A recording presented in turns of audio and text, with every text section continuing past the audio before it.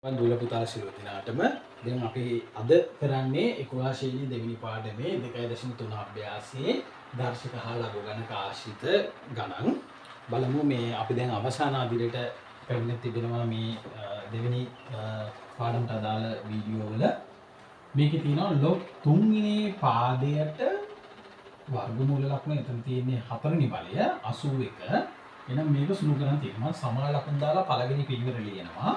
මෙන්න මේ ආකාරයට log 3 පාදයට මම දැක්කොත් මෙතන මේ වර්ගමූල ලකුණු සහිතව 4 වෙනි බලයේ තියෙන එක මම ලියාගත්ත 81 වරහණක් දාලා 4ෙන් එක කියලා. ඕක තමයි මම මුලින්ම පටන් ගන්න. හැම ගානකදීම වගේ.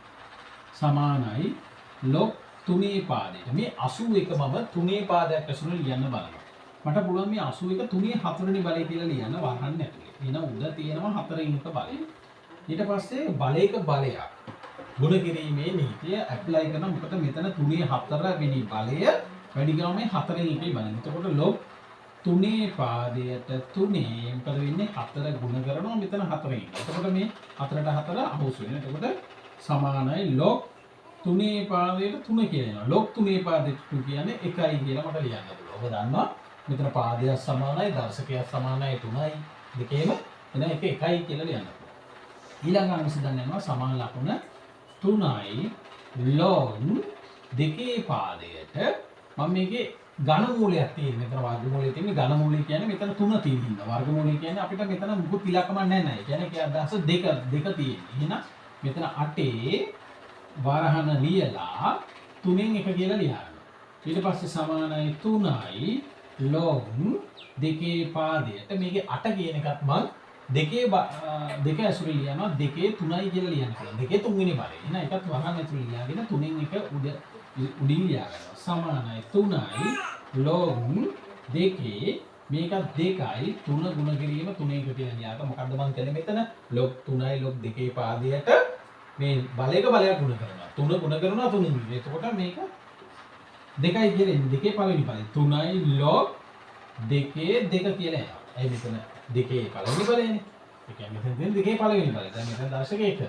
එහෙනම් log 2 2 කියන එකට මට ලියන්න පුළුවන් 1යි කියලා. එහෙනම් 3 වරක් 1 3යි. මෙතන 3යි මෙතන 1යි. මේ මෙතන log 3 3 විතරනේ. මෙතන log 2 2 ඉස්සරහින් 3ක් තියෙනවා. එහෙනම් මෙතන ඒ log 2 2 1යි ඒක 3න් ගුණ වෙනවා.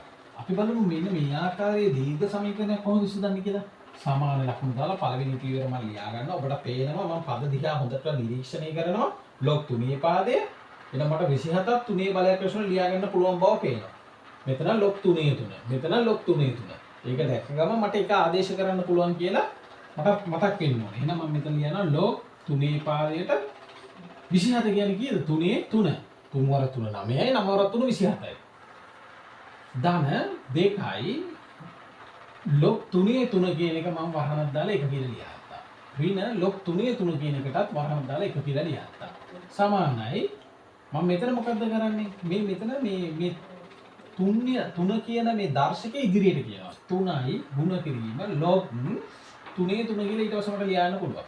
මම මොකද කළේ මේ 3 කියන දර්ශකයේ මේ ඉස්සරහට ගෙනාගත්තා. වැඩි කිරීමේ ලකුණ දාලා log 3 3 කියලා ඉතුරු වෙනවා. මේ නම් මම උනා වරහන් දානවා. ධන 2 ගුණ කරන එකකින් මෙතන 2යි ඍණ 1යි. එහෙනම් සමානයි 3යි ගුණ කිරීම log 3 3 කියන එකට 1 කියලා ලියුව හැකි ධන 2 ඍණ 1 කියන්නේ 1යි. එහෙනම් 3 එකෙන් ගුණ කරා 3යි 1යි 4යි. එහෙනම් මේ ආකාරයට පිළිතුරු ලැබෙනවා. ඔබට බලන්න මේ මම අවස්ථාව දෙනවා.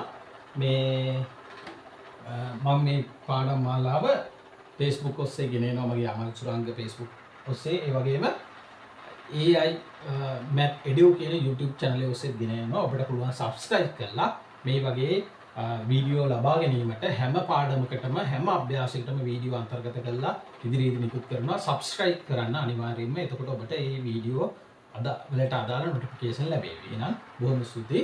අපි ඊළඟ පාඩමෙන් හමු වෙමු දරුවනේ.